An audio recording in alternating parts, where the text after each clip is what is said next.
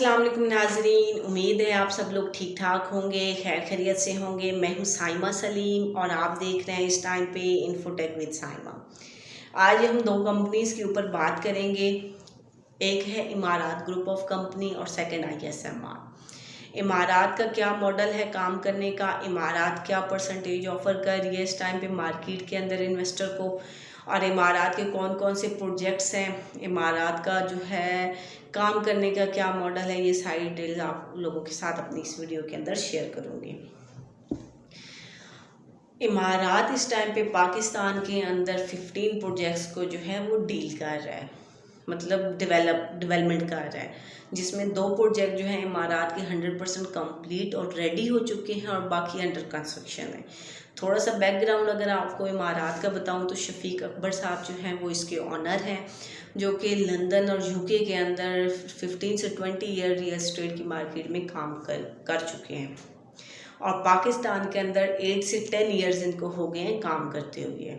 और इस पीरियड के अंदर इन्होंने जो डेवलपमेंट की है, इन्होंने अपने 2 प्रोजेक्ट 100% कंप्लीट करके डिलीवर कर दी हैं, जो कि अभी ऑपरेशनल हैं। 3 से 4 प्रोजेक्ट्स जो हैं इनके नियर टू कंप्लीशन हैं, जिनकी जो फिनिशिंग स्टेज पे हैं और कमिंग कुछ मंथ्स के अंदर जो है वो डिलीवर हो जाएंगे। बाकी प्रोजेक्ट्स जो हैं इनके अभी लॉन्च हुए हैं, कुछ इस्लामाबाद डाउनटाउन पूरा ये बनाने जा रहे हैं, तो काफ़ी बड़े लेवल के ऊपर इमारत जो है काम कर रही है। प्रोजेक्ट्स पे भी एक पूरे डिटेल में वीडियो बनाऊंगी, आप लोगों को 1 बाय 1 सारे प्रोजेक्ट्स बताऊंगी कि इमारत के कौन कौन से प्रोजेक्ट्स हैं, कौन कौन सी लोकेशन के ऊपर है। वो एक अगर हम उस डिटेल में जाते हैं तो वीडियो बहुत लंबी हो जाएगी। अभी हम आज अपनी इस वीडियो के अंदर इमारत के सिर्फ इन्वेस्टमेंट प्लान को डिस्कस करेंगे कि इमारत कितने % इन्वेस्टर को ऑफ़र कर रहा है और किस तरह इमारत के अंदर आपकी इन्वेस्टमेंट सेफ एंड सिक्योर है। इमारत इस टाइम पे इन्वेस्टर को जो ऑफ़र कर रहा है वो 15 से 22% तक ऑफ़र कर रहा है पर ईयर, जो परसेंटेज है। इसमें अगर हम इन्वेस्टमेंट स्टार्टिंग ऑफ इन्वेस्टमेंट की बात करें कि मिनिमम जो इनके पास प्लान्स हैं वो कहाँ से स्टार्ट होते हैं, तो 2.5 मिलियन से जो है इमारत का जो प्लान है वो स्टार्ट हो रहा है रेंटल प्लान। अगर आप कोई भी rental option, rental inventory purchase करते हैं किसी मॉल के अंदर, तो इमारत आपको रेडी मॉल के अंदर कुछ एरिया, कुछ स्पेस जो है एलोकेट कर देगा और उसके ऊपर आपको 12 से 15% पर ईयर जो है रेंट आना शुरू हो जाएगा। और जो एप्रीसिएशन है, कब कहीं भी जब बात आती है प्रॉपर्टी की, तो साथ एप्रीसिएशन का लफ्ज़ तो ज़रूर ही यूज़ होता है। जब भी इंसान कभी प्रॉपर्टी लेता है ना, तो उसको एक चीज़ ये ज़रूर होती है कि मैं कल को अपनी प्रॉपर्टी बेचूंगा ना, तो मुझे इसके साथ इतने पैसे या मुझे इसके साथ प्रॉफिट आएगा। तो यहाँ पे एप्रीसिएशन का लफ्ज़ जो है हम इसीलिए यूज़ करते हैं कि हम आप जो इमारत है वो आपको प्रॉपर्टी दे रहे हैं, सिर्फ इन्वेस्टमेंट नहीं कर रहे हैं आप इमारत के साथ। तो जो एप्रीसिएशन है वो आपकी हो जाती है 6 से 8% तक पर ईयर आपकी एप्रीसिएशन होती है। इसको अगर हम रेंटल प्लस एप्रीसिएशन करें तो 20 से 22% जो है पर ईयर जो है एवरेज बनती है प्रॉफिट की। अब सेकंड प्लान है इन्वेस्टमेंट का। अगर कोई क्लाइंट कहता है मुझे रेंटल नहीं चाहिए, मुझे जस्ट साल एंड पे एक अच्छी हैंडसम अमाउंट चाहिए अपनी एक्चुअल अमाउंट के साथ, तो वो फिर इन्वेस्टमेंट प्लान होता है, जिसमें क्लाइंट ये भी अमाउंट जो है 2.5 मिलियन से स्टार्ट होती है। और इसमें क्या होता है कि 2.5 के ऊपर जो आप क्लाइंट को साल का एप्रिसिएशन मिलती है वो 23 से 25% तक मिलती है। तो इसमें 2-3% एक्स्ट्रा मिल जाता है क्लाइंट को। और एक सबसे बड़ी बात है, जब भी हम कहीं पाकिस्तान के अंदर रेडी प्रॉपर्टी परचेज करते हैं तो वहाँ पे टैक्स जो है ना ज़रूर हमें पे करना पड़ता है। फाइलर का 3%, नॉन फाइलर का 10% टैक्स जो है मस्ट होता है, हर बंदे के ऊपर इम्प्लीमेंट होता है। तो यहाँ पे इमारत जो है अपने इन्वेस्टर को जो ऑफ़र करता है, अगर कोई क्लाइंट इन्वेस्टमेंट प्रोडक्ट परचेज़ कर रहा है तो इमारत उसके जो टैक्स है वो कंपनी खुद पे कर रही होती है। तो ये भी एक अच्छी ऑफ़र है, 3-4% टैक्स का भी क्लाइंट को बच जाता है। सेकंड जो इनका प्लान है इंस्टॉलमेंट प्लान है, जो नॉर्मल मार्केट के अंदर सब ऑफ़र कर रहे होते हैं, इसी तरह ये भी ऑफ़र कर रहे हैं। इंस्टॉलमेंट के ऊपर कोई भी क्लाइंट इन्वेंट्री परचेज करता है तो उसकी डाउन पेमेंट होती है और फिर 3 से 4 ईयर्स की इंस्टॉलमेंट्स होती हैं। फिर जब उसका इंस्टॉलमेंट प्लान ख़त्म होता है तो फिर डेफिनेटली उसके रेंटल ऑप्शंस रेंटल पे कन्वर्ट हो जाता है या फिर रीसेल। हाँ, एक और बात, रीसेल अगर हम देखें प्रॉपर्टी की कहीं पे भी, जैसे आजकल मार्केट बहुत डाउन है तो प्रॉपर्टी सेल करना एक बिल्कुल महाज से कम नहीं है।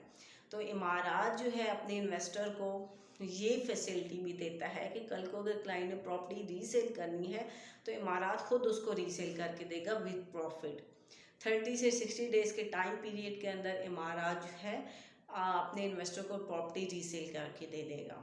तो ये भी एक अच्छा है कि आपको किसी डीलर के पास नहीं जाना पड़ता, इन्वेस्टर सेफ होते हैं, उन्होंने जैसे एक फॉर्म फिल करना है, उनकी प्रॉपर्टी जो है सेल हो जाती है। अब इमारात कितने टाइम से पाकिस्तान के अंदर काम कर रहा है ये भी मैंने आपको बता दिया, ओनर कौन है, प्रोजेक्ट्स कहाँ कहाँ पे हैं, ये सारी डिटेल मैंने आपको बता दी है। अब हम जो नेक्स्ट हमारा टॉपिक होगा डिटेल में आपको बताऊंगी वन बाय वन इनकी जो भी 15 प्रोजेक्ट्स हैं उनकी लोकेशंस आपको बताऊंगी, वो कहाँ पे बन रहे हैं और उनका स्ट्रक्चर क्या है। अगर इस वीडियो के अंदर बताती हूँ तो वीडियो काफ़ी लंबी हो जाएगी। इंशाल्लाह कल हम इस पे दोबारा एक वीडियो बनाएंगे और डिटेल में आपको जो है इमारात के प्रोजेक्ट्स के बारे में बताऊँगी। अभी ISMR से रिलेटेड मेरे पास एक छोटी सी अपडेट्स थी तो मैंने कहा वो भी आप लोगों के साथ इसी वीडियो में शेयर कर लेती हूँ। ISMR के पास बैंक पोर्टल्स आ चुके हैं, 95% तक या 99% तक पोर्टल्स जो है ऑपरेशनल हो चुके हैं। और जो अभी मेरी बात हो रही थी तो वो यही कह रहे थे कि उम्मीद बिल्कुल 100% यही है कि ट्यूसडे या वेडनेसडे से रेगुलर ट्रांजैक्शन स्टार्ट हो जाएंगी। एक दिन के अंदर वो अपने एम्प्लॉयज़ की सैलरी और बोनसेस क्लियर कर देंगे। सेकंड डेज में वो अपने जो वेंडर्स हैं उनको पेमेंट रिलीज़ करेंगे और थर्ड डेज में अगर 22 से भी स्टार्ट होता है तो ऑलमोस्ट 25 या 26 से जो है रेंटल वाला सीन जो है स्टार्ट हो जाएगा। तो ISMR से रिलेटेड अभी तक ये हम अपडेट थी। दूसरा इनकी हायरिंग थी हाई कोर्ट इस्लामाबाद के अंदर, तो उस पर भी स्टेट बैंक ने थोड़ा सा टाइम मांगा है हाई कोर्ट से कि हमें टाइम दे दें, हम अपनी पूरी जो है रिपोर्ट वो आपके सामने पेश करते हैं। इस्लामाबाद हाई कोर्ट ने इनको 1 दिन का टाइम दिया है। आज दोबारा उनकी समाअत हुई होगी हाई कोर्ट के अंदर, अभी तक अपडेट आई नहीं है। उसके बारे में भी जो अपडेट आती है तो इंशाल्लाह आप लोगों के साथ शेयर करूँगी। लेकिन यह है कि इस्लामाबाद की जो हायरिंग है या जो कोर्ट के अंदर केसेस चल रहे हैं उसका ट्रांजैक्शन से कोई लेना देना नहीं है। जो ISMR की मैनेजमेंट है उनकी तरफ से यही कहना है कि हमारी जो ट्रांजैक्शन है वो स्मूथली हम लोग अपनी रेगुलर कर देंगे। जो केस है वो हमारे चलते रहेंगे, उसका हमारी ट्रांजैक्शन से या हमारे जो है बिज़नेस से इस टाइम पे कोई लेना देना नहीं है, तो उसका जो है इफ़ेक्ट कोई ट्रांजैक्शन के ऊपर नहीं पड़ेगा। तो ये भी एक अच्छी गुड न्यूज़ है। अभी तक तो यही अपडेट है, इंशाल्लाह मज़ीद जो भी अपडेट आएगी आप लोगों के साथ शेयर करूँगी। आप लोग मेरे चैनल के ऊपर अगर नए हैं तो सब्सक्राइब कर लें, आने वाली जो भी मज़ीद इस तरह की अपडेट जो है इन्वेस्टमेंट से रिलेटेड अपडेटेड वीडियोस होंगी वो आप लोगों तक पहुंचती रहेंगी। तब तक के लिए आप सब लोग अपना ख्याल रखिए, मुझे भी दुआ में याद रखिएगा। अल्लाह हाफिज़।